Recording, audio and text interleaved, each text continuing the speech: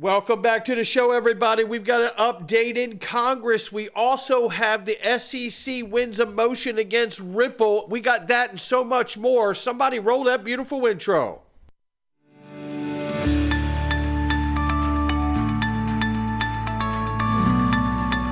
Digital Perspectives with Brad Kimes. Come on in.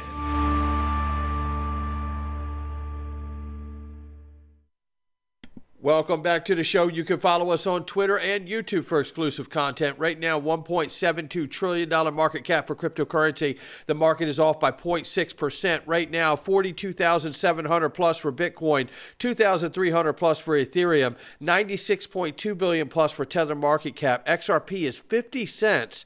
We're at 0.7 off on the 24-hour and off by 6.2 on the 7-day. The range of price, 49.97 on bottom and 5131 on top. We are sitting at 50 cents, almost flat this morning. We'll keep an eye on it. I do want to remind you, however, there's 86 days left to XRP Las Vegas, baby. And I tell you something, tickets have picked up since the holidays are over. I can tell you that all these incredible people will be there. And all of these incredible people, David Schwartz, Perry Ann Boring, Simon McLaughlin from CEO, Kevin Maloney from iTrust, Eleanor Tarrant from Fox. We got Ray Fuentes, Jeremy Hogan, James Murphy's going to be added to the site, Joe Endoso from Link2, John Deaton. I'm telling you, Nancy Beaton, Robin O'Connell, this just gets better because there's more coming. Ladies and gentlemen, we just added Casino Coin to the mix as well. Shout out to Daniel and everybody at Casino Coin. Big things coming. Don't mess around, ladies and gentlemen. And if you're wondering, hey, why should I go? Well, look, don't look at it as a cost. Look at it as an investment. You're going to hear David Schwartz in the room with you talk about one of the most important things that are coming to the XRP ledger, automated market makers, which could put every one of us in a position where you don't have to sell your assets ever in the rest of your life or your family's life. I'm pretty sure you're going to want to look at that ticket as an investment and make the investment in yourself to come learn as much as you possibly can about the asset you just found out has more to it than what we had yesterday. Right? Because that's going to be validated and confirmed by February 14th if we stay above the 80% consensus for automated market makers, which we are. Now, again, shout out to Daniel from Casino Coin for joining again this year. We're so glad to have him back. It was a great call, and it was a long overdue catch-up. He said, we got something cooking, and we'll send some of you guys to XRP Las Vegas. So you're going to want to join anything that Daniel's got going for Casino Coin in order to have a chance to win a ticket to the event. And here we see right here, tokenization can unlock massive amounts of trapped value that before you couldn't see it was there. This is Bruce Fenton. We all know who Bruce Fenton is, but listen to the point he's making here on London Real. There's a lot of really neat things you can do to unlock trapped value in the world. You know, the first securities came out in the 1600s, the Dutch East India Company, and that changed the world because before that, you had one owner, one project. So if you had a ship, you had to be a real rich person, you had to have a ship, and you had your own ship, and if it sunk, you lost 100%. If you had pirates, you lost 100%. And there you go. And then somebody came together and essentially said, because I don't want there to be a copyright issue, so if there is and I have to get rid of this, you know I'm going to cover it in summation really quickly. So essentially, that's how the derivatives market was created, right? That's exactly what happened. It said, say, why don't we all put up 1/10? Let's 10 of us put up 1/10, and then we'll be able to buy 10 ships, right? That way, if something happens to one ship, none of us got completely wiped out.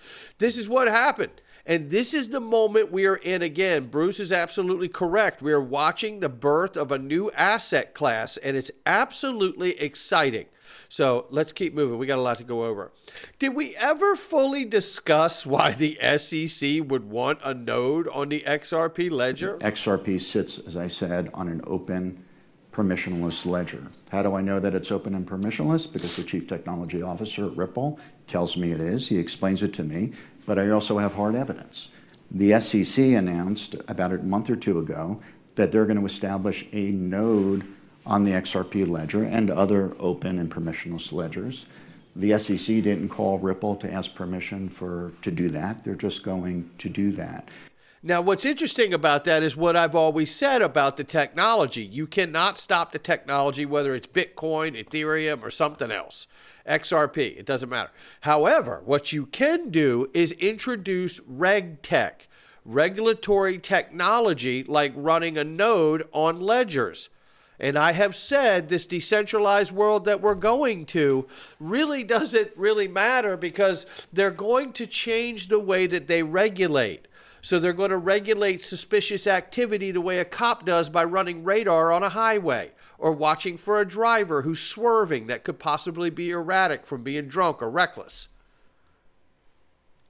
This is the shift that's going to take place. And there's still a fight, and you're about to see it. Right now, an update from Ron Hammond. Shout out to Ron Hammond in the Blockchain Association group. The SEC Yellen comes in front of these committees with a full plate of issues facing Treasury. Listen closely to all of this now. Since we are in an election year, expect a lot of D's to focus on the economy and recent positive GDP numbers, while R's will likely focus on inflation, national security issues with Iran. Crypto is likely to come up through, especially on stablecoins.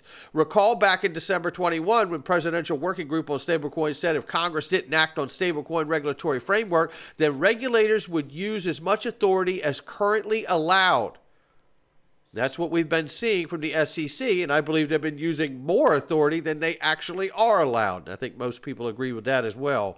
Congress got the memo under Representative Maxine Waters in 2022, who can't even do her own taxes. Thought I'd throw that reminder in there. Congress started working on a bill. When the House split, Patrick McHenry took the lead. In July 2023, it seemed like the House was ready to advance the bill, but the White House objected, taking a few D votes last session.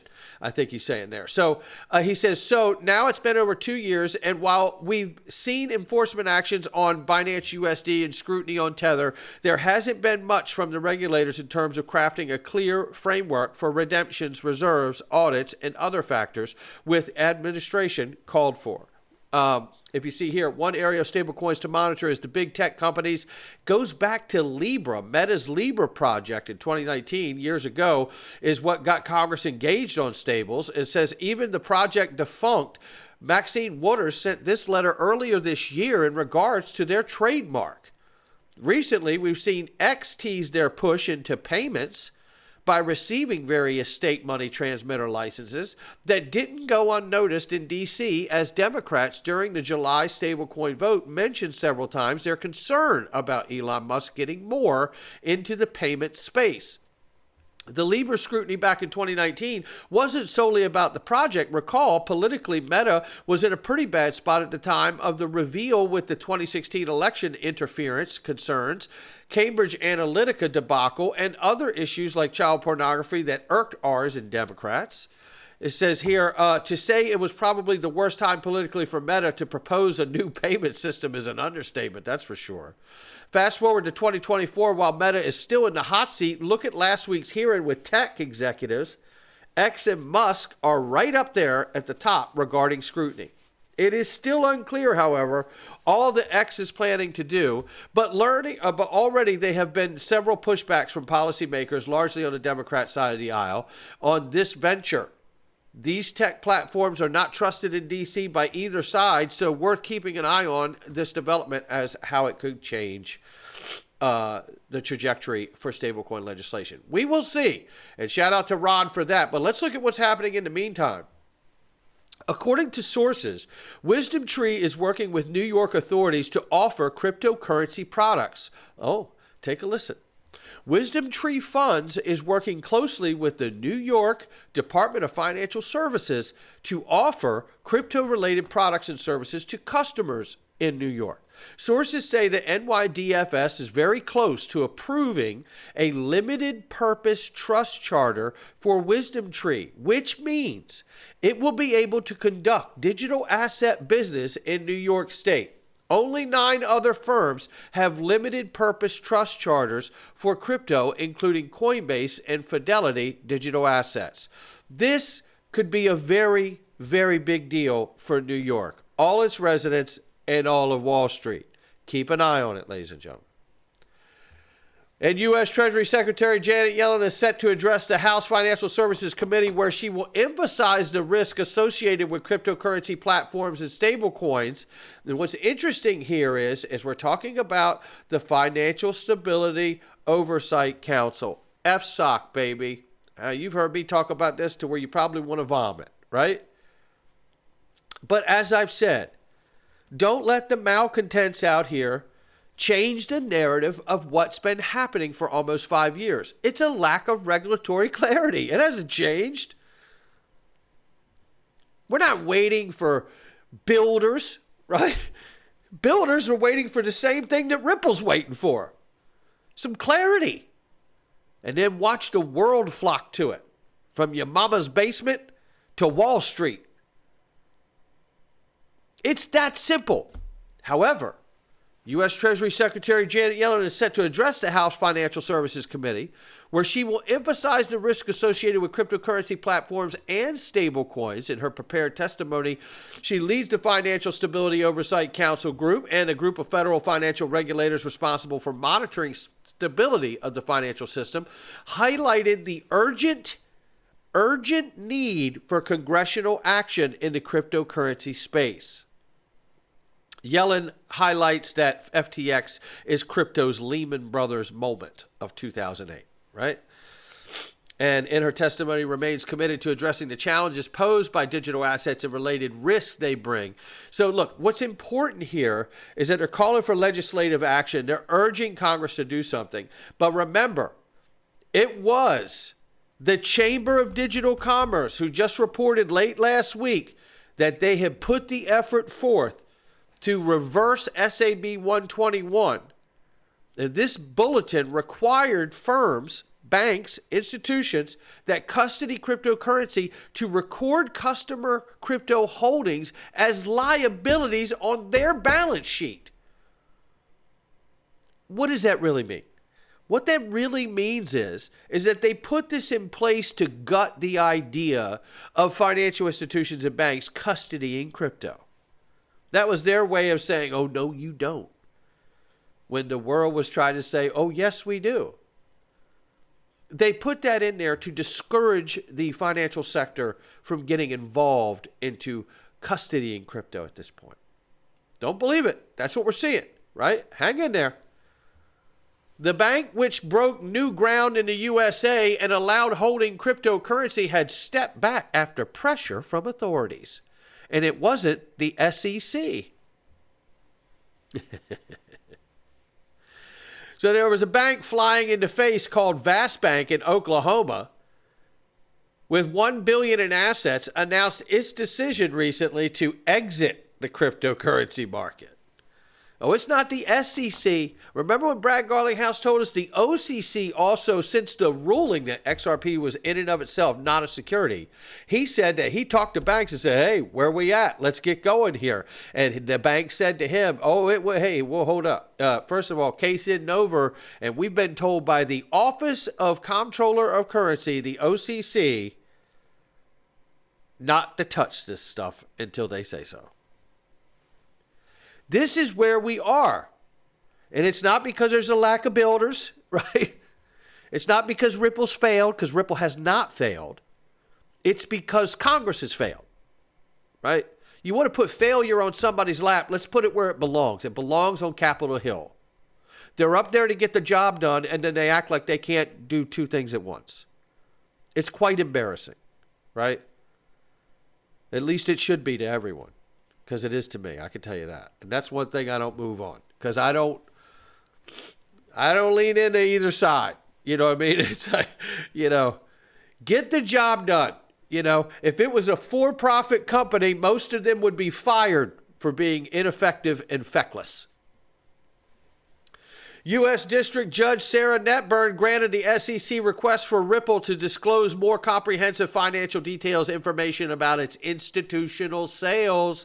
Okay, We're moving the ball forward, ladies and gentlemen. Take a look at it. The SEC has won its motion to compel Ripple to produce its 2022-23 financial statements, post-complaint contracts. It says here, governing institutional sales of XRP and answering questions regarding the amount of institutional sales proceeds it received. So, with that being the case, right? This is what Jeremy Hogan had to say about this. Oh, he says, I didn't really comment on this motion because, well, it was a little boring and I didn't feel it was important to Joe Jane XRP. Call me Macbeth, but I still don't. Oh, okay. Essentially what he's saying here is a nothing burger, ladies and gentlemen. Let them have this motion, right? Because at the end of the day, if we look at what John Deaton's pointing out to here, John Deaton predicts that any fine imposed by Judge Torres, whether this new information or not, right, is likely to be far less than Ripple's hefty $200 million legal fees, possibly a fine around $10 million. Now, I want you to think about this. 3 years of dragging a company's name and two individuals, Brad Garlinghouse and Chris Larson's name, through the mud. Family, friends, co-workers, they're all looking at you and thinking, well, you know, you can say what you want, and they're vindicated, and they are vindicated. But the reality here is this government agency recklessly, and I think Ray Charles could see that, recklessly went after Ripple and these two people and smeared and tarnished their names for 3 years, and it's still going. Where is the retribution for these gentlemen? The judge should be doing something now, I believe, that really puts all of this to bed. But I understand the judge is doing that in her own way because I believe that she's letting them have as much rope as they need to. So there is zero possibility of any appeal once this thing is done. And that, I believe, is where I really rest. So I hope you guys will join us. We're going into the Freedom Zone. Go to digperspectives.com or click the link underneath the video. Not financial advice from me or anyone else, ladies and gentlemen. We're going into the Freedom Zone, and we're going to look at some very, very interesting things in the health department. Getting healthy, right? Being healthy. And learning some holistic things that really kind of take us back to a place in time where people really lived in a much cleaner way. I hope you'll join us. It's a great way to support the channel. It costs almost next to nothing, and we know censorship is extremely real out here in the world, so this is our safe place to talk about all things, whether it's crypto or otherwise, and we're going to do that right now. We'll see you in the Freedom Zone.